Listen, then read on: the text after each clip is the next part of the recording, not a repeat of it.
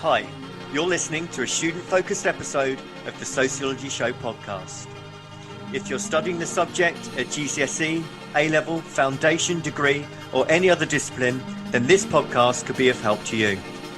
If you have a question for the show, then you can email the Sociology Show podcast at gmail.com, and one of the teachers, lecturers, examiners, or experts will answer your question for you. You can sponsor the show on the GoFundMe page and subscribe on all the usual podcast platforms. If you're going to class, going to the gym, or just chilling, put your headphones in and let's be sociology geeks together, eh? Hello and welcome to a student-focused episode of the Sociology Show. In this episode, Matthew is going to explain 18 key terms that you really need to know for the subject. So the first term, Matthew, for you to define is sociology. Thank you, Anna. Yeah, I thought I'd define sociology to begin with because lots of people start the subject and start to learn new different words and terms without actually understanding what sociology is. So the term itself was first defined by Auguste Comte in the late 1700s. And he said, if you break the word into two parts, you can understand what it means. So we have soci, which is short for society, and then ology, which means the study of. Or more specifically, it means the scientific study of.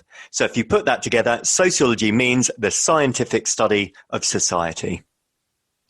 And the next term we've got for you is culture. Okay, so culture means a way of life for a particular society. So if you were to ask someone from another country, what do you think of the British? They might come up with some real stereotypes. So they might say that we're obsessed with queuing, or we like to drink tea, or we like to watch cricket, for example. These are all examples of our culture, our cultural behaviour. So culture, as I said, means a way of life for a particular society. And how many of those cultural identities do you think that you fit into? Well, I'm currently sat drinking a cup of tea, as you are, Anna, and I do like a bit of cricket. And what else did I say? I thought you were more of a football person. Oh, yeah, I do like football, but I like cricket as well. So, yeah, maybe the cultural stereotypes of the British is pretty spot on. All right, thanks for that answer. So our next term for you is identity. Okay, so your identity is how you view yourself and how you present yourself to others. It also is how others view you. So your identity is built on lots of different components. So your sex, your ethnicity, your social class, the way you dress, the way you do your hair, all go into making up your identity. You could further split your identity into two parts, a personal identity and a social identity. So your personal identity is how you view yourself and how you act when you're on your own. And your social identity is how you perform when you're in front of other people. And lots of sociologists talk about our social identity, this idea that we're kind of actors always performing in front of other people. So would your social identity and your personal identity potentially change if you were going to in a new situation, or you're going to live in a new country, or what kind of things might influence those to change? Yeah, I mean, there's a good way of thinking about it. It's often referred to as the I and the me. So the I is kind of your inner self. So that's your inner thoughts, how you think, what you're really feeling. And the only person that knows that identity is yourself. As soon as anyone else is around, even if it was a good friend or a parent or someone that you know really well, you start to act and you start to perform and you put on your social identity. So if you were going to class, for example, you play the part of a student, and I go and play the part of a teacher when I walk into the classroom as well. So your social identity and personal identity are quite distinct.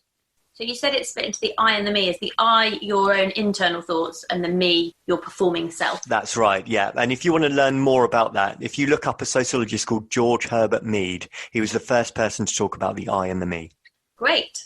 And define the term norms for us. Okay, well, norms is nice and easy because you just want to think of the word normal. It's a shortened version of the word normal. So the full definition of norms are social expectations or unwritten rules about how people should or should not behave. So it's what we would consider normal behavior. So if you were naked in the shower, that's okay. If you started walking down the street naked, that's not okay. So the norm changes depending on where you are, the situation, the time, location, and so on. Does that mean it's acceptable if it's late at night and you're drunk to walk down the street? What you want to do in your own time, Anna, is completely up to you.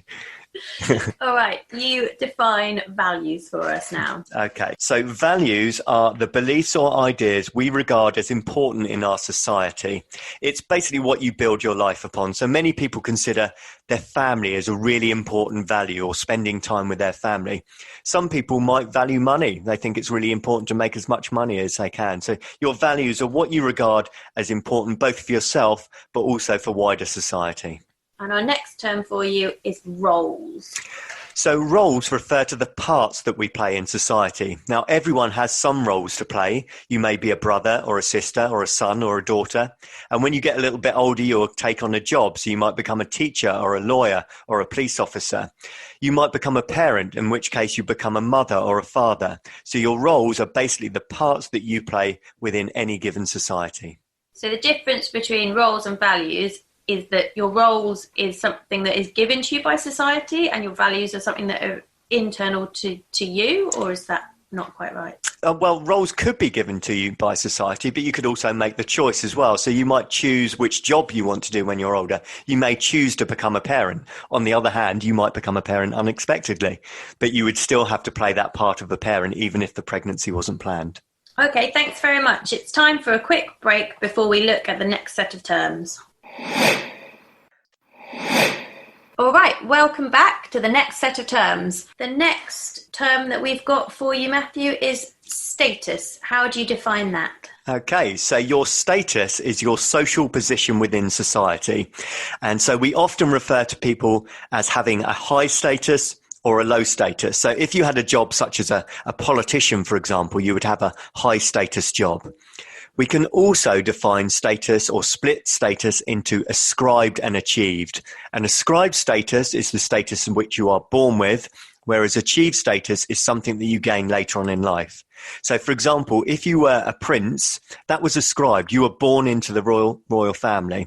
However, if you were to become a doctor, that's achieved because you've had to work towards it in order to gain that qualification. And I suppose you could gain the status of a prince if you married into the royal family? That would be correct, yeah. So if you weren't born into it, so if you're someone like Kate Middleton, she married into royalty, therefore that would be an achieved status rather than ascribed, that's right.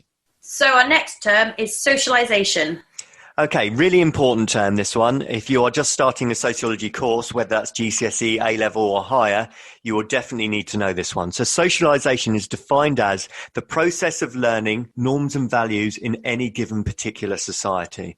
Now, the reason socialisation is important is because we're always learning. From the day you are born till the day you die, you are constantly learning new processes and ways of behaving within society. So I guess this builds on that, or is similar to that. We've got agents of socialisation now. Yes, that's right. So the agents of socialisation are the institutions that teach you how to behave. So the most obvious one is your family when you're young. But then as you get older, you will go to school. So you have your teachers, your friends, media, politicians, law. So the agents, sometimes referred to as agencies of socialisation, are the institutions that teach you the acceptable way to behave in any given society. And what does primary socialisation mean? Okay, so primary socialisation is the process of learning norms and values in early life. So we tend to talk about primary socialisation being the first 3 to 5 years of your life before you can go out and do anything, basically. And so your agent of socialisation at primary socialisation is your family, your parents or your guardian. So in primary socialisation, this is where you're just learning the very, very basics. So how to walk, how to talk, the critical factors that we need to be able to become a human. You say they're basic, but they are definitely needed. And those early years form a huge influence on what the next term is, I imagine, which is secondary socialisation. Yeah, that's a really good point, actually, Anna, because many people, if you study psychology, for example, many people say that our personality and our behaviours are shaped by those early years in our life. But yeah, let's move on to secondary socialisation then. So this is the process of learning norms and values in later life from institutions such as education, media, peer groups, work and religion. And the important thing with secondary socialisation is it never ends. So even if you got older and older and older and you're retired, you're still learning things all of the time. So secondary socialisation goes all the way through till the last day that we live our lives on this earth. That's an interesting thought, eh, Anna? You're always learning. Definitely. You are always learning every day, especially if you're studying sociology. Exactly. You're learning something here, aren't you? Well, I'm interested about the next term, which we've got here, which is feral children. Okay, so the reason I put this in is because it kind of teaches us about socialization and how it works. So the word feral just means wild. Now, you may have heard of some of these cases, but there are cases around the world where children have been left to fend for themselves. They have become feral, they've become wild. We've seen examples of children growing up with packs of wolves, or even in some cases being locked away from other members of society. Some of the stories are quite sad, but the reason it's important to study feral children is it shows that all of our behaviours come from learning from other people. We do aping or mimicking or copying of other people. Now, if you were to leave a child with another animal type, such as a pack of wolves, that child will start to copy the animals around them. So it shows us humans aren't quite as clever as we think. What we actually do when we learn is we just mimic and copy the other people around us. This is why, there's a scary thought for you, this is why we turn into our parents. Because later on in life, you'll start to notice that you've got habits and behaviours that our parents displayed because you've picked them up and you've copied them and mimicked them throughout your life.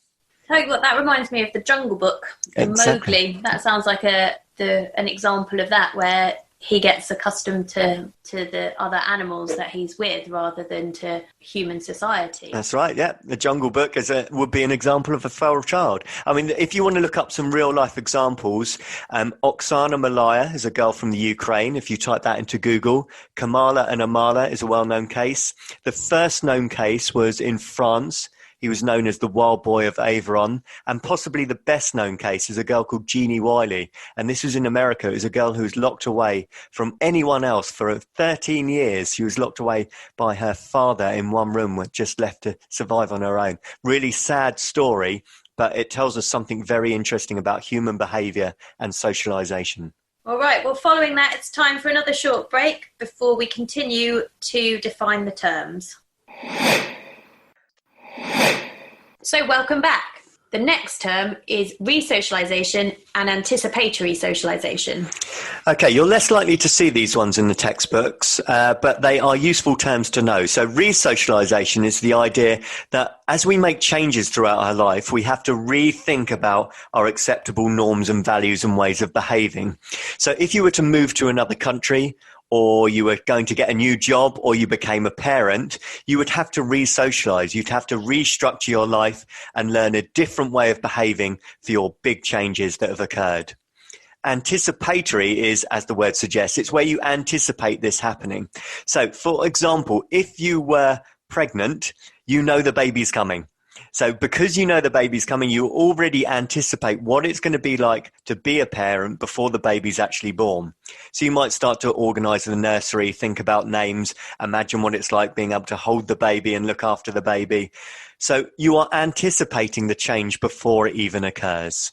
And at that point, would you say that to some extent the person that's carrying the child through pregnancy is already in the process of resocialization because they've had to adapt, but perhaps the partner of them that isn't carrying the baby is more in the anticipatory socialization? Yeah, I think that's a really good point. And that's why I put the two terms together, actually, because most of the big changes that occur in our life when we have to re-socialize, we are aware of it already. The only exception might be if there was an accident, for example. If you suddenly lost someone and you weren't expecting it, then you wouldn't have any anticipation of that occurring. So something like that would be a big shock in your life, you'd have to re-socialize without the anticipation first. Thank you very much. Our next term is sanctions. Okay, so sanctions refer to rewards or punishments that can be formal or informal, and they can be positive or negative. So if you think about how a parent interacts with their child, they're using sanctions all the time. So they may say, for example, that if you are good today, if you're very good, you can choose some sweets later on in the day. So that would be a kind of positive sanction or a reward to try and get the child to behave in a particular way. Likewise, they might say that if you carry on moaning or you're not doing as you're told, you're going to have to sit on the naughty step. So that would be a negative sanction.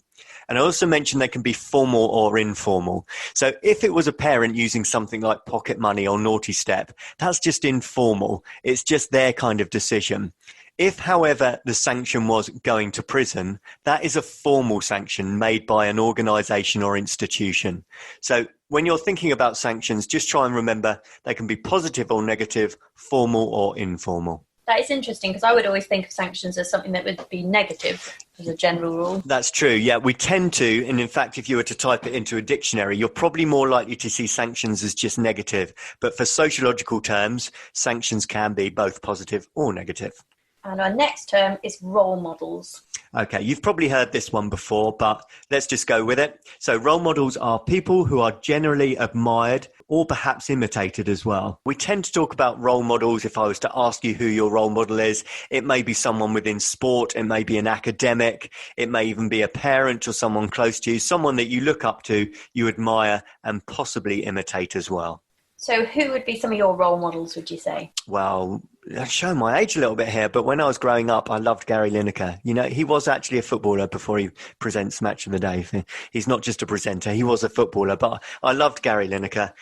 He was a brilliant footballer, but also, you might not know this, he never got a card ever. Never got sent off, didn't even get a yellow card once in his football career at all. That's pretty impressive, eh? That is pretty impressive. I'm not sure there are many other footballers that could say that. No, certainly not. Probably not even in a season, let alone a whole career. Yeah. So our next one is an interesting one, particularly from psychological as well as a sociological point of view. But what about nature versus nurture? Yes, you're right that this is kind of a debate between psychologists and sociologists, actually. So when we talk about nature, we are talking about biology, innate behavior, or genetics. When we're talking about nurture, we're talking about what you're taught or your environment. So a good way to think about it, if we take someone like Usain Bolt, a really, really fast runner, we could divide his attributes up into nature and nurture. So from a nature point of view, he's kind of got the perfect physique for running. He's tall, he's athletic, he's muscular.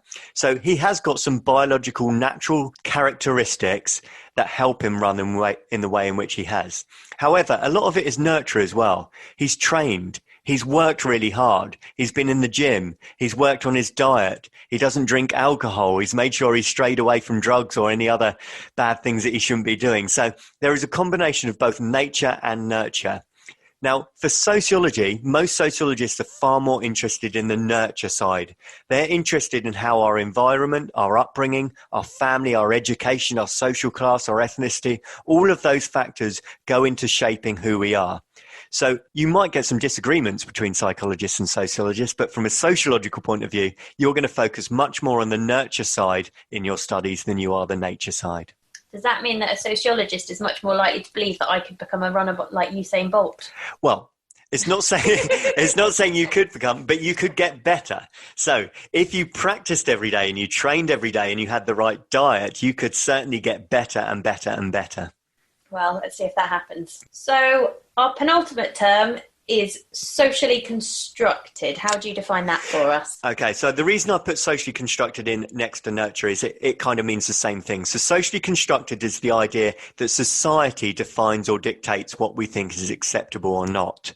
So if you think a lot of what we consider acceptable now wasn't in the past, it's socially constructed. So if you think about attitudes towards gay marriage, for example, gay marriage has only really been accepted in the UK for the last 10 years. And in the world, actually the first gay marriage was not until 2000 in the Netherlands.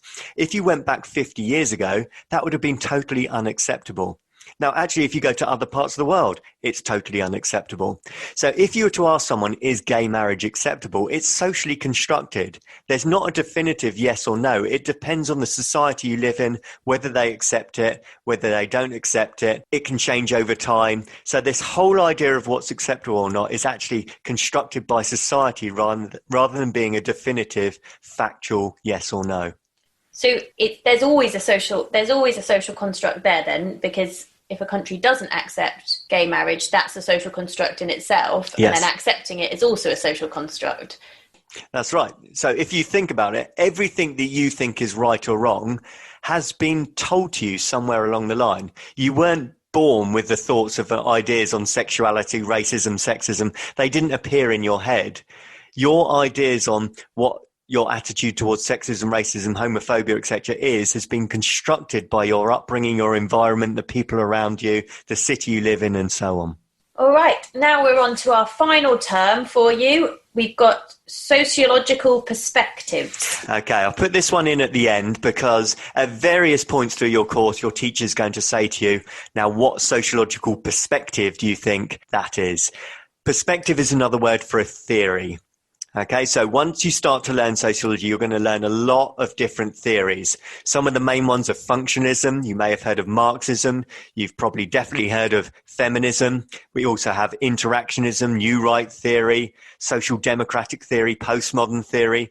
These are all called theories, but they're also called perspectives as well. So once you hear this idea, what perspective would agree with that or what perspective would disagree with that, you're just trying to transfer which theories you think would agree or disagree with a particular term. All right, well, thank you very much. So that concludes the 18 key terms. Thank you for listening to the Sociology Show podcast. Thank you. If you are a regular listener to the Sociology Show, then you could help with the costs of promoting and hosting the podcast.